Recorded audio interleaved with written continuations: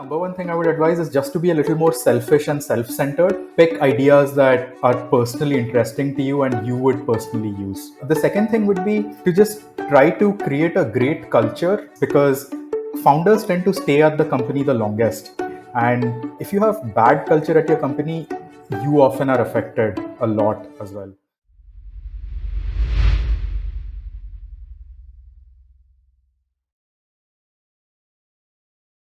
Hello and welcome to the Startup Operator Podcast. I'm Roshan Cariappa.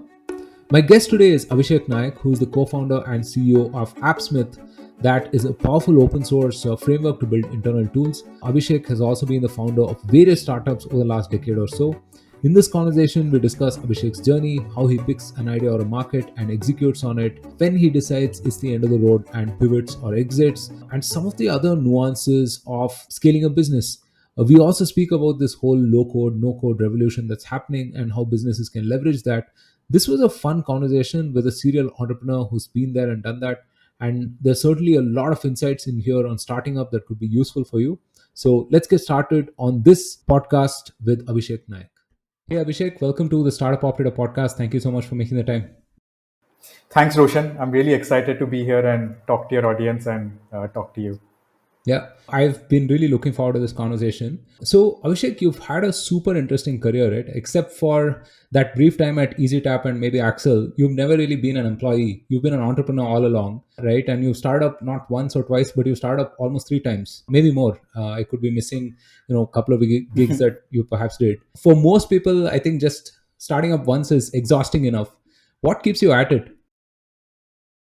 So, yeah, you're right. I've started up multiple times. And the first time I started up was right after college. I graduated in 2011, rather in 2010, and I started up soon after that. Now, the thing that keeps me going is I really love the process of building and doing that in a team. And that's something that keeps me really excited. And I do get a little bit bored and depressed if I'm not building something. And even though a lot of people find startups exhausting, I do find the journey itself fun. Even if it doesn't end that well, I do find the journey tremendously fun.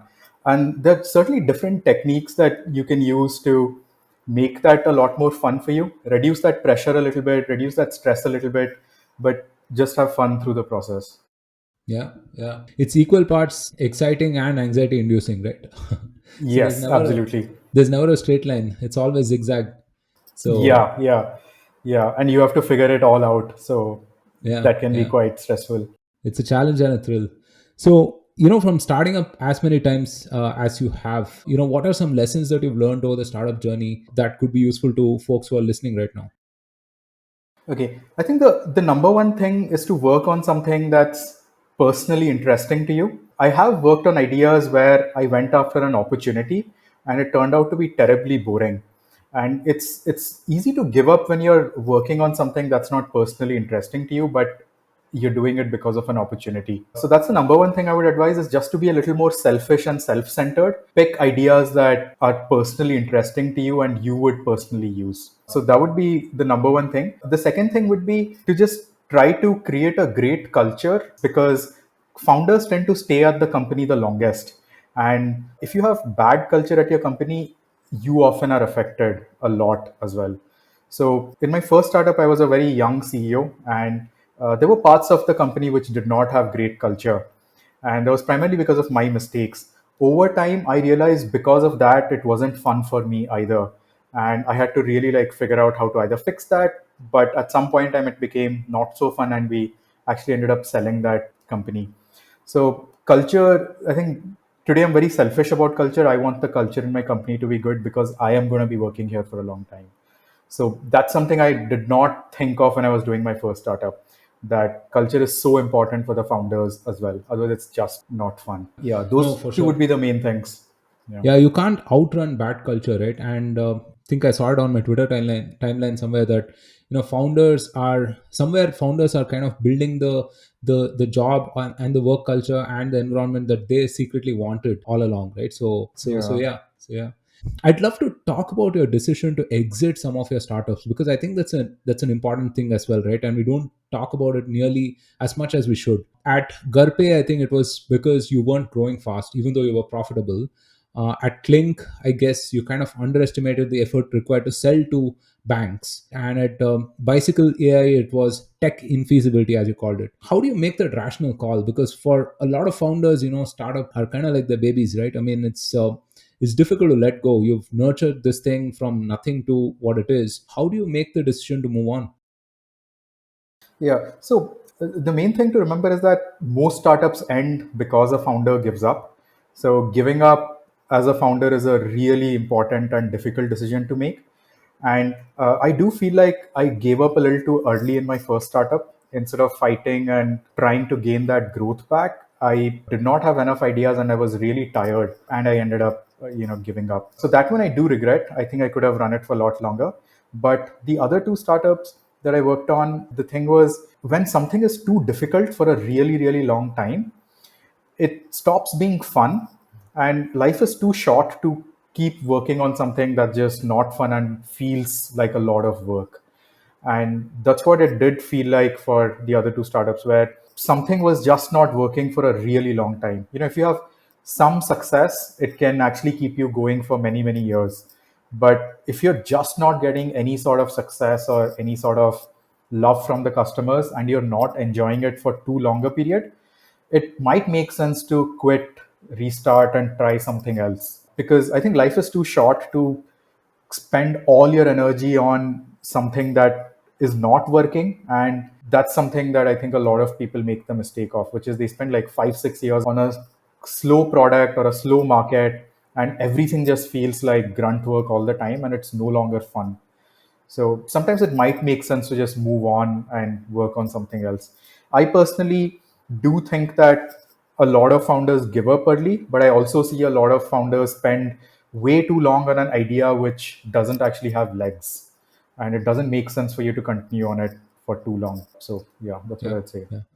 No, I think that's a very important point that you bring up, right? I think a lot of founders are tired and fatigued, right? And Yeah, I think just the nature of a founder, they want to be solving different problems, right? I mean, problems are a constant, but you don't want to be like bogged down by the same damn problem, right? And yeah. somewhere, I mean, you need that validation from your customers, from your employees, from maybe investors, whoever else, to sort of keep going as well. Any tips, tricks, or hacks or principles that you've picked up along the way to mitigate that risk of perhaps burning yourself out? Yeah, quite a few actually. Because I've seen startup failure, like it is something that I have actually, like, I would say, like, trained myself to deal with really well. Because I'm really happy that I didn't actually go through a depression phase, or I didn't go through a phase which would have just made it very difficult for me to recover from a failure. So the number one thing is, every time I do a startup, I have no expectations of success. All I want to do is wake up every day and do the best that I can. But I'm not imagining like long term success. Instead, what I'm trying to optimize for is, can I make today fun and interesting? And can I just get through all the things that I want to do? That's something that I do. The second thing is, I kind of stay in a sort of in a semi pessimistic state of mind. I'm just expecting to get rejected every single day. Could be by a new team member that I'm trying to hire, or another customer that I'm pitching to, or an investor. Just I'm just always surprised when somebody says yes, and that makes it fun all the time when somebody actually says yes. Because I'm just always surprised that, wow, that somebody's actually said yes to this. And it's a refreshing way of living, because every small thing that happens and that goes well in a startup feels magical to me, because I know the default state is that it's all going to suck and it's not going to work out. So, and that's what I wake up every day thinking, that okay, today is probably going to be a pretty bad day, but if it's not, I'm just going to have fun if it's not a bad day. And it might seem like a pessimistic way of life, but to me it actually makes me like really happy, because I genuinely take pleasure in every little thing that happens. And if it doesn't work out, I just feel that's the default state of things. The default state of things in the world is that it is not going to work out for you. This idea that you're working on is probably going to die. The deal that you want to close is probably not going to close. That's the default state of the world. So over time, you realize that if you just expect the default state, you're going to be okay. So that really has made the journey a lot of fun because I just don't take the pressure that I have to succeed or I have to return this capital to somebody who's invested in my company, or that if my company dies, my employees are gonna be jobless. I don't really think about it too much. I just assume that all these bad things are gonna happen, and it's up to me to sort of like change that a little bit. That's incredible, actually. uh, Yeah, yeah, I mean that's really something, because I think often as a startup you're trying to do those unfathomable things, right? I mean, you're probably doing stuff for the first time, and it has, like, I don't know, less than 1% probability of success. And so, I mean, if if you're not measured about it, you can feel like as though you're failing on a daily basis, right? And if you yeah. don't really pause and reflect and really enjoy the small things, right? I mean, a piece of code that you shipped, or something that worked, or maybe someone who said yes to a meeting, maybe not yet a deal, right? I think those small things need to be celebrated, otherwise I think you kind of burn yourself out. Absolutely, absolutely. My favorite personal quote is smile because tomorrow will be worse. And that's what that quote, I just love that quote because that's how I live. I just feel like today is the best day possible and make the best of it because tomorrow is definitely going to be worse. So, Yeah, uh, but it yeah, also helps to have a great founding team, right? I mean, you've worked with Arpit absolutely. for a couple of startups Yeah. now, and you must also have a few folks that have been with you over the last couple of journeys as well. How do you kind of build this motley crew of people who kind of get you and who are with you through the ups and downs? Yeah. So Arpit, who's been my co-founder through thick and thin, has been an amazing relationship. And honestly, relationships do suffer when a startup doesn't work out. When the project that you're working together on fails. So you really have to remember that at the end of the day, it's all of you against the world, and it's not you versus them. Sometimes as a founder you might feel that, hey, this co-founder that I have or that employee that I hired is stopping me from succeeding, and that's when everything just goes for a toss because everybody begins to feel that they haven't earned your trust even though they trust you, but it feels like they are constantly having to fight for your trust. And that's just terrible for a relationship, right? Where you cannot be friends with somebody who makes it very difficult for you to be friends with them. That's really hard. And startups, in a way, are like that. You just have to, especially as a founder, you have to protect your team from all the bad stuff that's in your head. Because if you just keep constantly reacting to every little anxiety that you have, you just become a very difficult person to work with. And nobody wants to do that. So I would say between me and Arpit, I think one of the reasons we've made it together is that I don't think he ever blames me for anything that has ever gone wrong, even if I am the right person to be blamed for it. And the same thing goes for me as well. I just don't blame him for anything that has gone wrong. Instead, we kind of look at each other as just teammates and partners who need to just figure it out. And do we have disagreements? Absolutely. But all those disagreements happen in a safe space where we know that we are not going to quit on each other. Both of us are going to see everything till the eventual end. And it doesn't matter what it is and how bad it goes for somebody. We are just going to like help each other out through that. So, in that kind of psychological safety, it's really easy to have difficult discussions, and it's just really easy to just feel like you've achieved something together even when you have like terrible days. You can still look back and say, hey, I get it that this didn't go well, but hey, at least both of us did the best that we could, and that's great. It's really important to like be forgiving of people around you because remember, even they've never done this, neither Yeah, have you done it, neither have yeah. they ever done it. It's the biggest job And of everyone's so lives, actually. yeah, exactly. Exactly. Almost everything that anybody does in a startup, they're probably doing it for the first time. It's just unlikely that you're doing the same thing over. So it just makes sense to be a little easygoing with them when they're doing it for the first time. That doesn't mean that people are going to perform poorly because most people at a startup, they have that chip on their shoulder to succeed. So they already have their own internal anxieties to deal with. So you don't necessarily need to add to that. Instead, what you can do is just create a safer space for them to just feel like, hey, this is a good place to work. And even if it doesn't work out, the founders treated us well because they treated us with respect. That's super important to me. No, that's a great point again. I think building that kind of implicit trust that within the team is so important because I think most people who work at startups are self-starters, right? Are fairly driven, right? And knowing that, you can go out there, try your best, and if it fails, I mean, hey, we're all in this together, I think is a big deal, right? It kind of Yeah. gets the best out of people. From your past experiences, what were some other principles that you had in mind while starting Appsmith, which is your current startup, right? Like somewhere I heard that you're not keen on managing a lot of people, right? Hundreds of people. You want to keep things lean. Are there certain kind of sales motions that you preferred? Is there a market that you said that you'll go after, or is there a type of problem that you wanted to solve? What were the thinking behind starting Appsmith? Sure. So there are a bunch of things that I was very clear about. Number one was it had to be a idea that all of us love and all of us are sure about working on. That's really important. I have made the mistake of working on an idea where the market felt really big, and those were just like really boring problems to work on. So that was the first thing. The second thing that was necessary was we had to be the first in the market in doing something. Even if it's a large market with lots of competitors, I was looking, can I find a niche space where we can be the first? Because if you're the first in some category, or rather first in serving some set of customers who've been underserved before, it's a lot easier to grow your business and to grow your startup. So that was really important. The third thing that I was looking for was I personally do not like doing outbound sales or cold emails. Instead, I love it when people read about the product, read about the problem, and then they decide that, hey, it's interesting enough for me to buy. So I really cared about that self-service motion for Appsmith.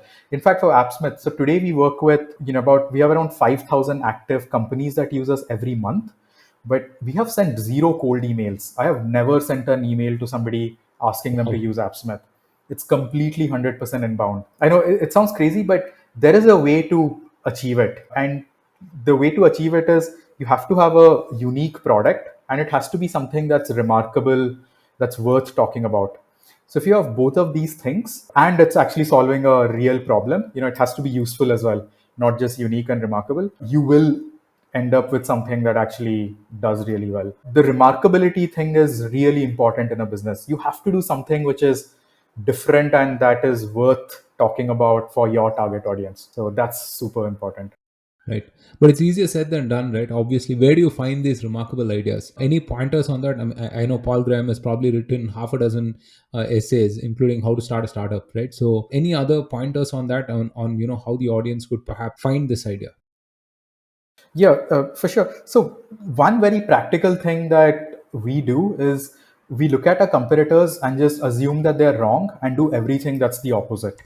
So, but this is after having decided that we need to get into a particular space. But I can tell you that when we were starting out in the space, it felt like this market was over. Lots of competitors, lots of large players, and there was no space for us. The way we started to make space was just by deciding, okay, everything that our competitors do, we are just going to do the reverse of it. And that's the reason we've sent zero cold emails. Because a lot of our competitors email people, and we just decided, okay, we are not going to email people. Let's flip it around. That's one of the ways to definitely think about it. But honestly, the most important thing is if you personally connect with that idea and you understand all the other products that exist and you don't believe they satisfy your need, it is possible to make something unique. Versus if you're approaching the idea because it's an interesting opportunity, you just do not have the personal interest or rather the personal context to understand how certain products are failing and how certain products just do not match your need. So it's a lot easier to be unique when you're just building for yourself. That's what I believe. Yeah. Right. One last question before we move on to AppSmith and try to understand all the amazing work that you guys are doing. What is your typical process of going from idea to product to company? Sure. So, one, as soon as we get an idea, the number one thing that at least I do is just talk to potential other users of that idea. In case of Appsmith, this idea was actually started by my co-founders first, Arpit and Nikhil, and I actually ended up joining them. I would say like about a month or two after they had started working on this. So originally it was their idea, and the first thing they did was, actually start coding it out. But that's not the way I work. Instead, I actually started just interviewing more people and more users and just trying to understand how is it that they operate, how is it that they do things. And these are generally very open-ended questions. At no point in time I actually pitch the idea ever. Instead, I'm just trying to understand how is it that you operate and what are the problems that you're trying to solve, or is there something that you do for fun, but maybe there are other opportunities and other things that you would like to do. So depending on what kind of a product you're working on, it is important to just have those open-ended questions, and don't actually pitch your idea till you've done about 40, 50 of these interviews. For me, I've seen like once you do 20 interviews, you kind of begin to understand if you are ready to pitch this product or not. And the best way to pitch the product is by using the words that have come out in the interviews. That's the best way. Do not try to pitch in the way that you are thinking of the idea. Instead, try to pitch it in the way that other people are thinking of it and other people are talking about it. So that's the first thing that I do. And once I'm sure that this idea is needed by people or this idea will actually get used, that's when I actually start working on the product. And generally the first few versions of the product have to be super quick. My thumb rule is like not more than 90 days. You have to have something that you can show to people within 90 days. It cannot be longer than that, because the longer you spend without showing your idea to other people, the worse your execution becomes, because you're just like in your head trying to reach some unspecified level of perfection that nobody's interested in. Versus if you actually launch early, and 90 days is a good period to build anything, really. Nothing is more complicated that you cannot get it out in 90 days. Once you've done that, just keep showing it to users over and over again till one day you might hear the word wow, or you might hear the word I want it right now. Till you hear those words, your product is probably not ready for prime time. You don't necessarily need to launch it publicly, but just keep showing it to users over and over again. Interesting. Okay, with that very useful background, let's get into Appsmith. So, what is Appsmith? What are some popular use cases that you guys are serving right now? Sure. So Appsmith is an open source project to build all sorts of custom internal applications that a company needs. Now, any company which is in business and has customers will need customer support dashboards, operational tools, sales tools, marketing tools. Maybe you want a place to generate coupon codes, or a place where you can look up all your customer data. If you're an e-commerce company, maybe a way to refund the customer, or if you're a B2B company, a way to see all the actions that a customer is taking.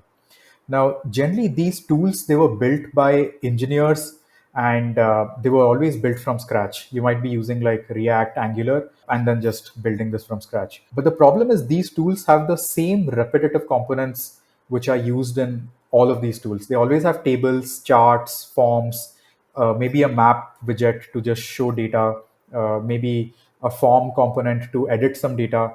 And these are just like very repetitive components. So at Appsmith, we decided why not package all of them together in a single open source project and make it really easy for any developer to take Appsmith and stop doing the repetitive work around building these applications, but instead focus on the more interesting customer facing work that they're interested in. So that's the idea behind Appsmith.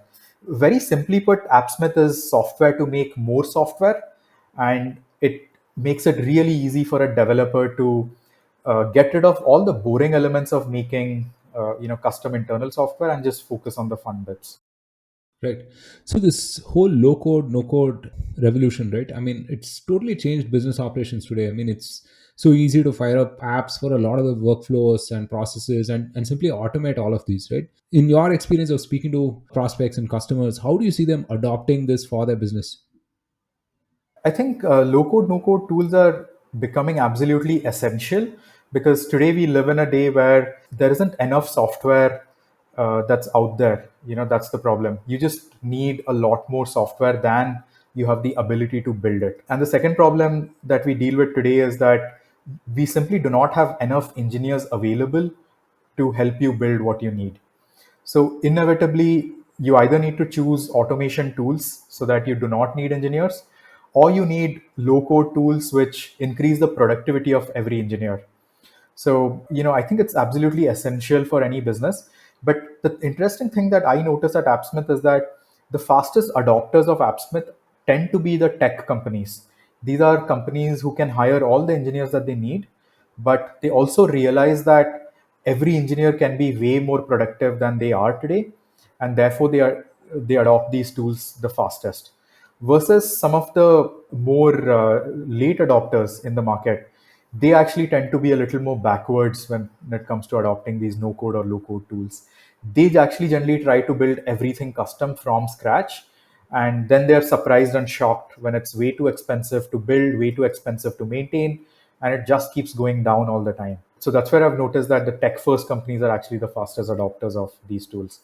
The other interesting thing here is that developers also tend to be the fastest adopters of these no code tools. Even though you might assume that just because a developer has the ability to code, they probably will dislike these tools, but that's actually not true. The thing is, the average developer gets bored when they're doing the same activity over and over again. So they love it when they don't have to write much code and something just works out of the box for them. Yeah, very interesting. So how does your customer acquisition work? I mean, how do you get the first 10, logos, right? Because you say that, you don't like outbound. So how do these folks find you, and how are you finding more of those folks? Okay. So the main thing that we did at the start was repeatedly talk about the problem that we are solving. So we wrote a bunch of blog posts about it, we wrote a bunch of tweets about it, but we kept communicating about the problem that we are solving. We did not focus too much on pitching the product itself, but we focused on just describing the problem. That really helped us find all these people who had the same problem that we were speaking about, and these were just the perfect users to use the product, because even though the product was new, they were okay using it because the problem was so acute for them. So that's really how we acquired it. In fact, with Appsmith, what we saw was within the first week of us launching it, Appsmith was being used in like 15 countries just in the first week. And it was only by reading these blog posts and these tweets. It was really surprising to us that the word spreads. But over time, we realized that if we just keep speaking about the problem statement, and today we also speak about the product itself, but we mostly write tutorials and how-to articles about the product. We are not writing, traditional marketing posts, which are maybe like comparing two different products, or maybe you are like writing SEOable content so that you can drive some traffic to your site. That's the stuff that we haven't started doing today, and despite that, we reach like a lot of users every single month. Amazing. You're selling to developers, right? And they are kind of a peculiar persona. As you mentioned earlier, they can try things out quickly because I think they have an inherent interest in technology, new technology especially. But also, I mean, they're not so sticky as well, right? I mean, they can find the next thing and the next thing afterwards, right? What are some nuances that you've realized of selling to this persona of developers? So, a couple of things. Number one is when developers fall in love with your product, they are the best promoters that you can have, because developers tend to be online all the time. They are the reason why I believe like Reddit is so popular. They were the earliest adopters of Twitter. They are the ones who are writing a lot of blog posts. So developers are online all the time, and if they love your product, they're going to talk about it all the time. So if you manage to build a product that is loved by developers, it's really easy to grow. The second thing that I've noticed about developers is that they are the only high earning segment of users that I know who will willingly wear an advertisement for your company on their chest. They will happily just wear a free t-shirt because they love your product. Now, this might be a developer who's making a crore a year, right? But they will still wear a free t-shirt. And I do not see that in any other segment. I've never seen like a high earning salesperson advertise like Yeah, that's Salesforce on their hilarious. chest. It just doesn't happen. So I think it's definitely very difficult to get them to be sticky, but it is possible if you have a very high quality product. The bar that they have is just really high, and if you meet that, it's possible for them to be sticky. Right. And part of this is also building a developer community, right? Getting people to talk about the problem and evangelizing the solution and so on, right? Listening, a lot of listening to people as well, in terms of how they're trying to do this at their own workplaces and so on. For people who are interested in doing something like this, building a developer community, how does one go about doing this? So I believe the main thing that helps kickstart a community is a common interest. And for Appsmith, the common interest was the fact that all these developers liked Appsmith. And that's what really binds them. And that's how it kept growing and growing. And today, on a monthly basis, we have around like 9,000 developers in our community. They're either on our Discord, Discourse, YouTube, or subreddits, or on Intercom. So it's a lot of these developers, but they all started by just being interested in the product. And we then created an environment where they could talk about the product and talk about what they're doing with it, and just write about how they're using it. So that's what we did. I don't think we've done anything special to grow a community. I know a lot of people start with a community first and then introduce a product. But for us, it definitely started with the product first. And the earliest members of the community joined us because they just wanted to figure out how this product works, and they wanted to figure out what plans do we have for the product, all sorts of things like Right. that. And also because I think you're open source, right? I mean, they are kind of Yes. contributing to it. I think you're developing new templates and so on and so forth, right? So, Yes. what are your future plans with AppSmith? How do you plan to grow the business, and what do you see happening over the next 18 to 24 months? Sure. So the main thing that we're trying to do with Appsmith today is ensure that our open source edition is able to produce really stunning and beautiful products. So that's the main thing that we are focusing on. So just improving the quality of apps that are built in Appsmith. This is actually our, we're just going to be entering our third year of building Appsmith in this year, August. But it just takes a long time to make a product like this, and especially get all the details and nuances right. So that's still going to be the main focus for the next 12 months.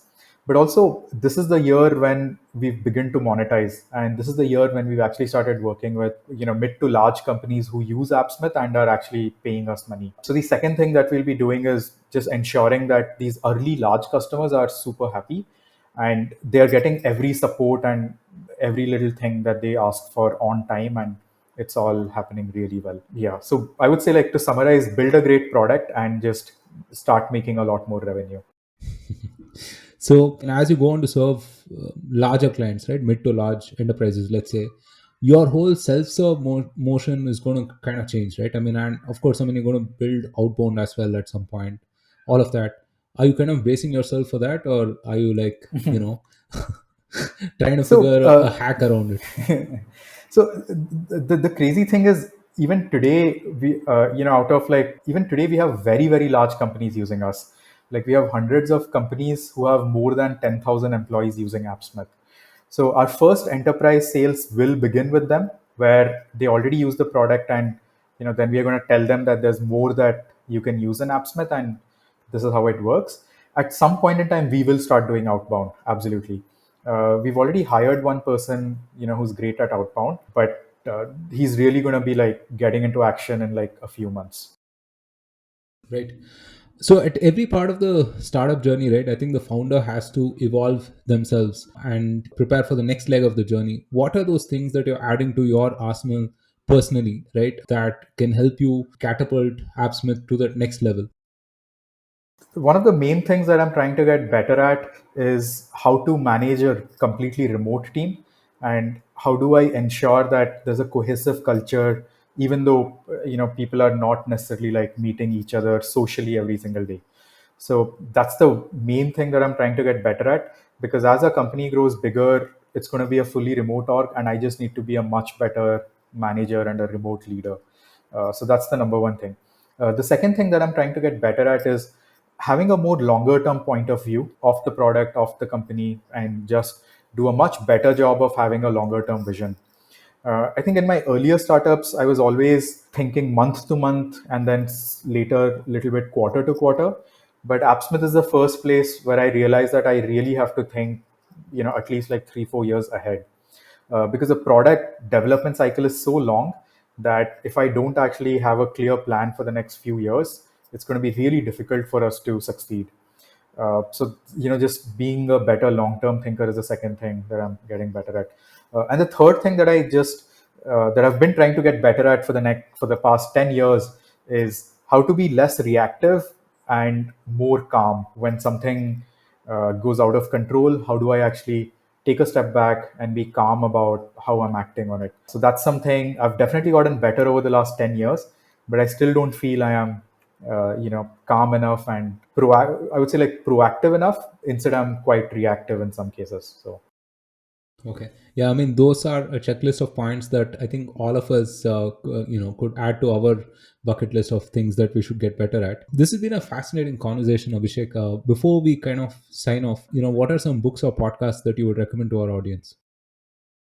sure. So there are a few books that I would recommend. The personally most influential book that I've read is this book called Triumphs of Experience. That's the best book that I would say I've read, and I love this book because it's a collection of stories of people who were tracked by a study from being 17 years old till they died. So they were interviewed multiple times through their life, and the aim of this book was to figure out what makes for a good life, and it figured it out by just studying these hundreds of people throughout their entire life. So I love reading and rereading that book because it helps me stay focused on what makes for a good life, which really is like relationships with other people and good relationships with other people. Have you read So this that's my good. book by Clayton Christensen called How Would You Measure Your Life? I think that's called. I haven't actually. I On probably it's pretty should, but I haven't read similar. that. Yeah, it's probably similar, and it kind of really changed my outlook to how I view the various facets of my life, right? Whether it is work or personal life and so on. I think that's a fascinating book. Yeah. Yeah, that's definitely, I should check that out. I have read other books by him, but I have not read this one. And the second book that I recommend, especially every entrepreneur to read, is this book called Seven Powers. That's something I recommend everybody to read because at least I'm not an entrepreneur who's gone to a B school. So I've really had to like educate myself with some of these rules of the world, as I call it. And Seven Powers was something that really helped me think strategically about my business. So that's something I again reflect on quite a bit. And otherwise, I love reading manga. So I would highly recommend. I only got into it during COVID, the pandemic, like 2 years ago. But since then, I've managed to read about seven different series. And my favorite one is called Buddha.